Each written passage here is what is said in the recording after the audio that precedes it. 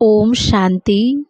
आज है 20 जुलाई 2022 के ईश्वरीय महावाक्य। मुरली का सार। मीठे बच्चे, तुम रूहानी सेना हो। तुम्हारे बिगर रावण से सारे विश्व की रक्षा कोई कर नहीं सकता। इसे शुद्ध नशे में रहना है।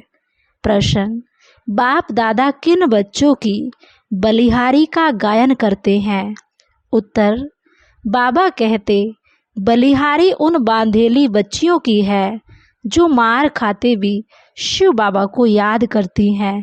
मार खाने से और ही नष्टो मोहा बनती जाती, जिस कारण उनका पद और ही ऊंचा हो जाता।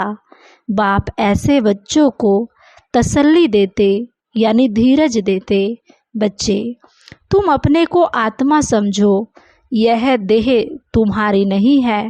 तुम बाप के बन चुके हो तो अवस्था पक्की होती जाएगी। सच्चे दिल पर साहिब राजी होगा। गीत: तुम्हें पाके हमने जहां पा लिया। ओम शांति। बच्चे सामने बैठे हैं, जानते भी हैं हम सेना है। किसकी सेना है? ईश्वर की। क्या कर रहे हो?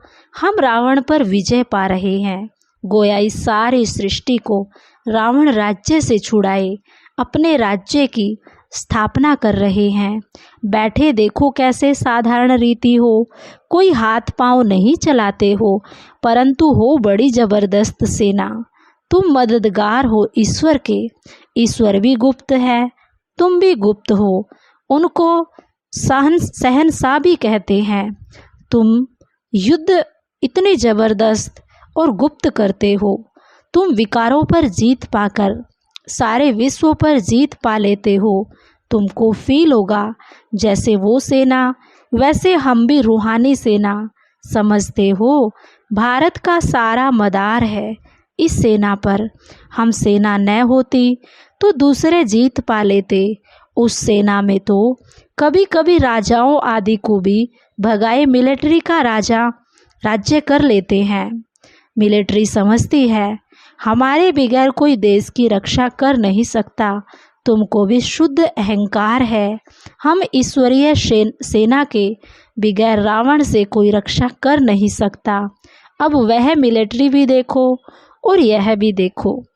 तुम जैसे हो वैसे हो। तुम्हारे पास कोई भी ड्रेस व हथियार पवार नहीं है। वह तो कितने ड्रेस पहनते, जैसे स्वांग बनाते। होली में भी स्वांग बनाते। राम की भी सेना दिखाते। उनको मुंह बंदर का दे दिया। वह तो सिर्फ गुड़ियों का खेल करते। अब तुम बच्चे जानते हो हम रावण रूपी 5 विकारों की जेल से छुटकारा पा रहे हैं। एक तो रावण का जेल, फिर रावण की मत पर चलने वालों का जेल। भक्ति की भी जंजीरें हैं, गुरुओं की जंजीरें, फिर पति की भी जंजीरें। रावण की मत पर तुम कितना दुखी होते हो, कितना पुकारते हो। रावण हमको बहुत सताते हैं। तुम जानते हो जितना जितना हम योग में रहते हैं उतना हमारी आत्मा दुख से छूटती है। अबलाओं पर अत्याचार तो बहुत होते, बहुत मारे खाती अबलाएं पुकारती है। अब हम क्या करें? बाप फिर धीरज देते, ये तो समझाया है, तुम अपने को आत्मा समझो। ये देह हमारी नहीं, हम मर चुके हैं, बाप के बन चुके हैं। और कोई उपाय नहीं। हम तो शिव बाबा के हैं। जो सच्चे बच्चे होते उनकी अवस्था पक्की रहती, जरा भी विकार की तरफ ख्याल नहीं जाता। ऐसे बच्चे पर अगर कोई ज़बरदस्ती जुल्म करते तो उसका पाप नहीं चढ़ता है। पुकारती है, बाबा हम तो आपके हैं। शरीर तो जैसे मुर्दा है। ऐसे निश्चय बुद्धि वाले जो हैं वो भी बड़ा ऊंच पद पा लेते हैं। अगर सच्ची दिल है तो ऐसे सच्चे दिल पर जरूर साहिब राजी होगा। यहाँ भी बच्चियाँ इतना याद करती नहीं हैं जितना जो मार खाती हैं वो याद करती हैं। बाप के पास पुकार आती है, बंधन है, बाबा बंधन से छुड़ाओ। जो छूटे हुए बंधन मुक्त हैं वो भी इतना याद नहीं करते जितना बांधेलियाँ याद करती। शिव बाबा की याद से ही बेड़ा पार होता।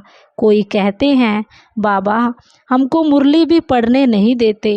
अरे तुम बाप को याद करती रहो, मुरली में भी रोज यही समझाया जाता। मूल बात है याद का चार्ट रखो। हम बाबा को कितना समय याद करते, ये मेहनत बहुतों से होती नहीं है। घड़ी घड़ी याद भूल जाती। बांधेलियाँ बच्चियाँ तो मार खाते खाते और ही जास्ती याद करती। बलिहारी उन अबलाओं की है जो मार खाते भी याद करती।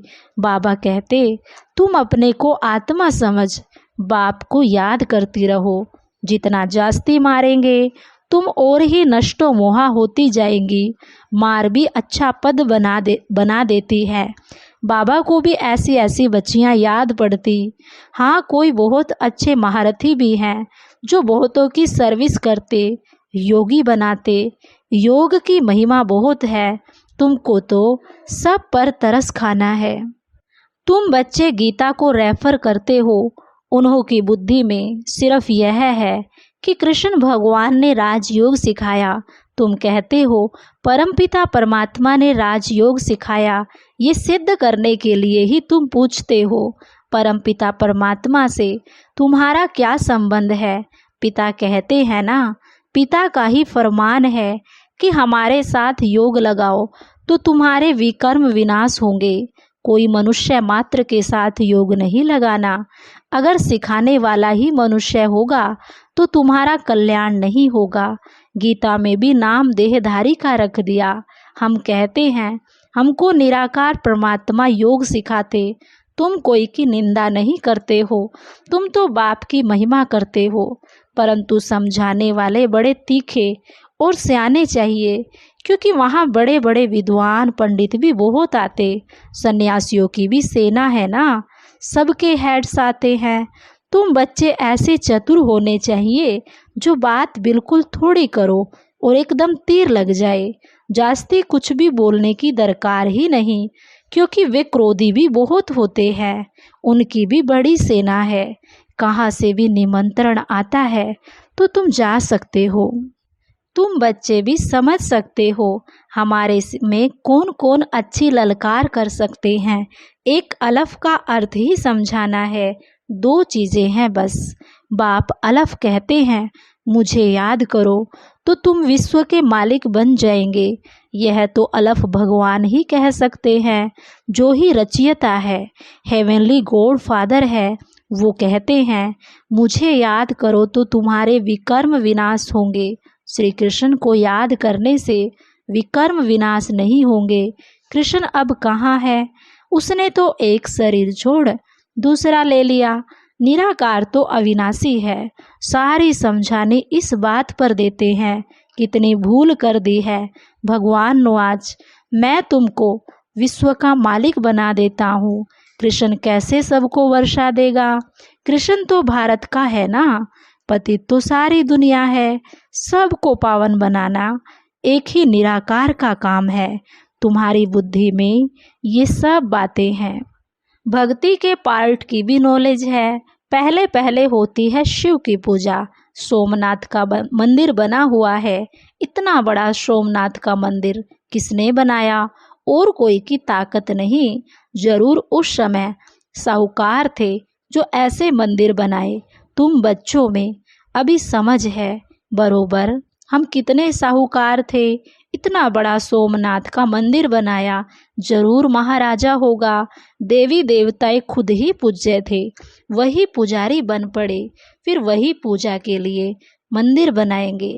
ऐसे नहीं कोई एक सोमनाथ का मंदिर बनाते। एक ने शुरू किया, फिर बहुतों ने बनाया, फिर बहुत मंदिरों को लूटा होगा। एक मंदिर से ही इतना सामान निकला जो ऊंट भर भर के ले गए। जब चढ़ाई करते तो कोशिश करते हैं कैपिटल को हाथ करे, फिर उनकी विजय हो गई। अब तुम्हारी बुद्धि में है। बरोबर यह दिल्ली परिस्तान थी, धर्मराज ने स्थापन किया था। दिल्ली फिर से परिस्तान बनेगी, उसके लिए हम राजयोग सीख रहे हैं। अब तुम सुनते हो, तुम बुद्धि में नशा चढ़ता है। समझते हो हमारा राज्य स्थापन हो रहा है, हमारा नाम वाला है। कहा भी जाता है गुप्त सेना, नॉन वायलेंस। इतना बड़ा अर्थ कोई नहीं समझाते। तुम न स्थूल हथियार उठाते न काम कटारी चलाते। तुम ही नॉन वायलेंस डबल अहिंसक शक्ति सेना हो, जिन्होंने योग बल से राज्य पाया। विश्व का मालिक बनने के लिए श्रीमत पर हम एक बाप को ही याद करते हैं। जानते हैं अभी यह नाटक पूरा होता फिर नए सिर शुरू होगा। ये अविनाशी नाटक है, ये कब विनाश नहीं होता। बाकी इतना जरूर है, जब नई दुनिया होती है तो पुरानी दुनिया खल्लास हो जाती। चक्र तो फिरता ही रहता है। ये अनादि ड्रामा है। जैसे भगवान के लिए कहते हैं हाजिर नाजिर है, वैसे यह ड्रामा चक्र लगाता ही रहता है। इस ड्रामा में सब एक्टर्स हैं ही। तुम जानते हो मूल वतन और सूक्ष्म वतन है ही। फिर सतयुग त्रेता चक्र लगाकर फिर रिपीट होता। ये अविनाशी ड्रामा है। हम एक्टर्स भी ड्रामा में ही हैं। शुरू से अंत तक सब का पार्ट है ही। वो छोटा ड्रामा होता जो पुराना हो जाता, ये कभी पुराना नहीं होता। ये अविनाशी ड्रामा कब पुराना होता है क्या? नहीं। बाकी हम पार्ट में आते हैं, नए से पुराने हो फिर पुराने से नए हो जाते। तुम जानते हो बरोबर हम राजा रानी थे, अब रंक बने, रंक से फिर राव बनते। रंक माना फकीर, बाप आकर सबको राह बताते। तुमको बहुत नशा होना चाहिए। ये ईश्वरीय नॉलेज तुमको मिलती है और मिलती भी एक ही बार है। यह समझते हो कि हम डायरेक्शन अनुसार इस सृष्टि पर अपनी बादशाही स्थापन कर रहे हैं।